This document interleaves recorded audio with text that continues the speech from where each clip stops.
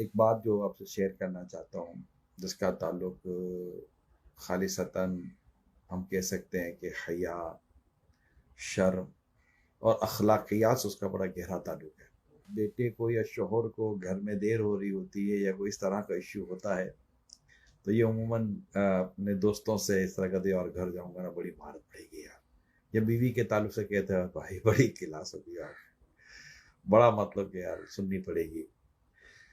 اور ناراضگی ہوگی وغیرہ وغیرہ، اس طرح کی کچھ باتیں آپس میں ماحول کے طور پر ہی وہ شیئر کر رہے ہوتے ہیں۔ لیکن میں تھوڑا سا یہاں آپ کی توجہ دلاؤں کہ یہ جو بات کر رہے ہیں اس پہ بعض اوقات عورت بھی پیچھے نہیں ہٹتی، یہ بھی بیٹی ماں کے تعلق سے یا بیٹی باپ کے تعلق سے اس طرح کے جملے کہہ دیتی ہے دوستوں میں، باہر آؤٹ ڈور، اس طرح مطلب کہ یوں سمجھیے کہ بیوی شوہر کے تعلق سے کہہ دیتی ہے کہ بہت غصہ کریں گے، بہت یہ کریں گے، یہ فلاں فلاں، ایک طرح سے سمجھے کہ یہ ایک برائیاں ہی ہیں، کمزوریاں ہیں۔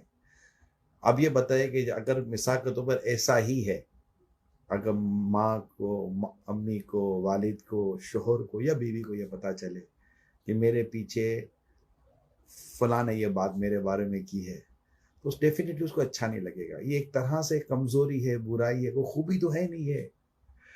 اگر یہ واقعی ایسا ہے تو کیا یہ غیبت بنے گی جبکہ کوئی مصلحت شرعی نہیں ہے، کوئی حکمت شرعی نہیں ہے، کوئی اجازت شرعی نہیں ہے، اور یہ بات ہم محض ایک بعض اوقات تو خوش طبعی کے طور پر کر رہے ہوتے، دوست ہنس رہے ہوتے ہیں، اسپیشلی جب لڑکوں میں یہ بات ہو رہی ہوتی ہے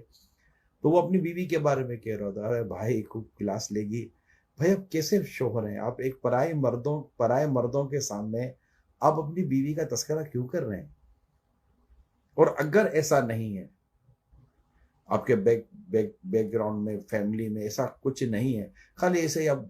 کر رہے ہیں، تو پھر یہ سچ نہ رہا تو کیا یہ تہمت ہے؟ کیا یہ بہتان ہے؟ کیا ہے؟ تو میری اس میں آپ سب سے درخواست یہ ہے، اخلاقیات کا تقاضا، شرم و حیا کا تقاضا، گھر کی بات باہر نہ کرنے کے عنوان پر بھی اگر ہم یہ موضوع کو سمجھنے کی کوشش کریں تو یہ آپس کی ڈسکشن بنتی ہی نہیں ہے، یہ ہونا ہی نہیں چاہیے۔ آپ کو دیر ہو رہی ہے، آپ چلے جائیں نا، بس مجھے دیر ہو رہی ہے۔ کسی کو یہ کہتے ہیں امی کو تکلیف ہو جائے گی، فلاں کو تکلیف ہو جائے گی، گھر میں تکلیف ہو جائے گی، یا نہ ہی کو تذکرہ کرے، آپ یہ کہے بغیر بھی تو جا سکتے ہیں گھر پر، اور دیر ہو رہی ہے تو کہتے مجھے دیر ہو رہی ہے، فلاں یوں کرے گا، فلاں یوں کرے گا، یہ کہنے کی کوئی حاجت رہتی نہیں ہے۔ ہاں واقعی اگر کوئی مصلحت شرعی موجود ہے، کوئی کہنے کی صحیح وجہ موجود ہے تو ایک الگ بات ہوتی ہے، ادروائز یہ صرف اپنے مطلب برائیاں ہو رہی ہوتی ہے نا، ہم یہ زیادہ تر برائیاں کر رہے ہوتے ہیں۔ اگر وہ ایسا ہے یا وہ ایسی گھر میں پیچھے کو ایسا ہے بھی فرد، تو وہ کیسے اس کو پسند کرے؟ اگر آپ اس کو جا کر کہیں بھائی میں تو یہ بول کر رہا میری ٹھیک ٹھاک کلاس لے گی، تو وہ شاید کہے گی میں نے ابھی کب کلاس لی ہے، میں کب آپ سے ناراض ہوتی ہوں، میں کب آپ کو ڈانٹتی ہوں، یا شوہر بولے گا کہ میں نے کب تمہارے ساتھ یہ سلوک کیا ہے کہ آپ یوں مطلب کہ، تو یہ ایک طرح سے کسی کو ایسا تو نہیں کہ اس کو اس کے پیٹھ پیچھے رسوا کرنا ہے۔ یہ میں نے ایک موضوع آپ کے سامنے رکھا ہے، میں امید کرتا ہوں کہ اس کو سمجھنے میں اتنی زیادہ دقت نہیں ہوگی، آپ سمجھ تو جانا چاہیے۔ دیکھیں حیا بہت خوبصورت چیز ہے، آقا صلی اللہ علیہ وسلم کو یہ فرماتا ہے کہ حیا جتنی زیادہ ہو اتنی بہتر ہے، اور ایک حدیث میں آتا ہے کہ جس میں حیا نہیں اس کا جو جی چاہے کرے۔ تو اللہ ہمیں حیا کے ساتھ دیکھنا، حیا کے ساتھ بولنا، حیا کے ساتھ سننا، حیا کے ساتھ چلنا، حیا کے ساتھ اٹھنا، حیا کے ساتھ بیٹھنا، الغرض جو اسلام و دین شریعت ہم سے حیا کا تقاضا کرتی ہے